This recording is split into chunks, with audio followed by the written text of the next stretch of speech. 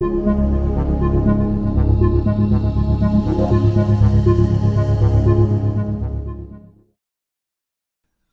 to this presentation of FlowAtlas, an interactive tool that bridges FlowJo and computational tools in Julia. We aim to address the following issues in flow cytometry data. Firstly, it is difficult to compare insights from different datasets that were acquired using different phenotyping panels. Secondly, high-dimensional data is difficult to navigate, and with the increasing number of parameters and channels that are measurable using flow cytometry, this is becoming even more of an issue. Thirdly, the increasing data throughput requires downsampling on normal computers, and this downsampling may miss out on certain rare populations. Finally, a lot of the pipelines that are built in R and Python have limited interoperability and accessibility to non-coders. We would like to lower the entry barrier, making it as easy to use our tools as it is to use Google Maps. Here's an example dataset where we've organized all of our files under directories that pertain to the same donor. Under each directory, we have individual FCS files that come from different tissues: bone marrow, liver, lung, spleen. These files have been imported into FlowJo here and organized accordingly. Each group here pertains to a specific donor or a specific tissue. An immunologist then goes on to label cell populations, seen on the right-hand side in the scatter plot, using gates, which are depicted here as these polygons. Hierarchies of these gates can be created. This is known as the gating strategy. This allows the immunologist to identify rare subpopulations. FlowJo stores all this information in its workspace file, which is an XML-style file containing information about gate, which channel is being gated, and so on. All the information necessary to label each individual cell. We've created a package to parse this information together with the FCS files directly into Julia data frames. Here we can see a data frame of all of the channels, and here we can see a data frame of booleans that tell us whether or not the particular cell that's indexed by row number has been labeled as such by the corresponding gate name. And there's another data frame that tells us which group said row belongs to. And finally, there's a dictionary of metagraphs that encode the gating strategy itself. Rather than working with the raw data directly, oftentimes we would like an interactive and intuitive interface to explore our data. If you want that, then instead run FlowAtlas with the workspace file and the FCS files together. I've also specified a channel map here because the different FCS files were acquired using different panels, and we would like to match the different channel names to represent the same marker. Once all the files are loaded, an embedding is calculated in order to represent the high-dimensional dataset in a lower dimensional space. And then a browser window opens to show you something like this. Here we can zoom into this embedding, and each individual cell is represented as a single dot.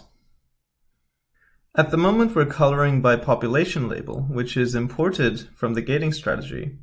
We can also choose to filter out and only display certain subpopulations of interest. We can also recolor instead by the expression level.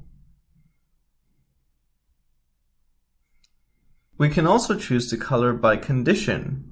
Say, for example, we want to focus solely on ileum versus liver. We color by those and only blend in those two conditions. Say, for example, I wanted to focus only on a specific patient, then I would simply remove all other patients and blend in one of them. Perhaps I want to check for batch effects, so then I'll color by patient and then compare that to a different color of another patient.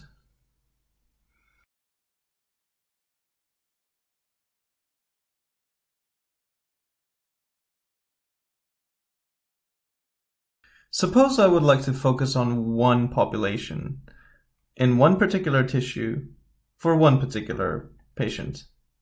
I can see two clusters forming and I would like to understand why they formed this way.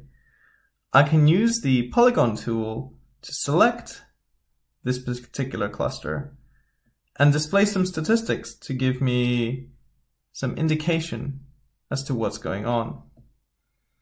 I've accidentally created a gate here, so let me delete that. I'm going to color this one by a particular color so that I can distinguish it from the next gate that I'm putting in. I'm going to compare it to this cluster here.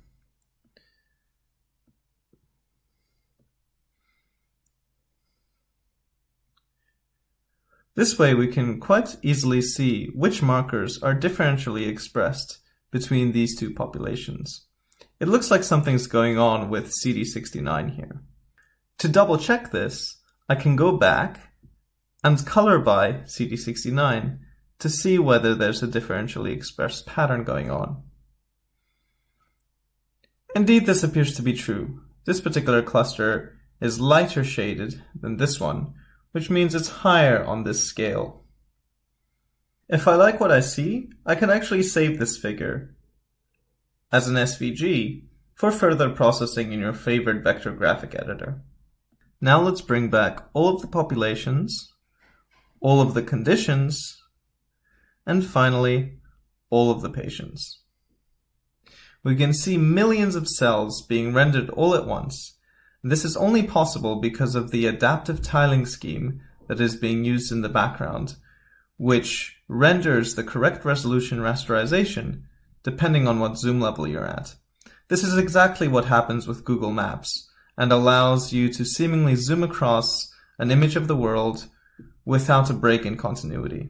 Let's close by acknowledging the technologies that made addressing these challenges possible. GigaSOM.jl allowed us to embed high-dimensional data into low-dimensional space. Julia itself is fast and efficient enough so that we do not need to downsample any of our datasets. And the intuitive front-end was built using OpenLayers and D3 in combination with JSServe. If you like what you see, would like to report a bug, or suggest a feature, please do reach out to us on GitHub. We love building scientific software. Here are just some of the directions that we were thinking of striking next. And if you would like to get involved, also do reach out. A big thank you goes to all of our collaborators spread across King's College London and the University of Cambridge. We are sponsored by EPSRC and the Wellcome Trust. Thank you for your attention.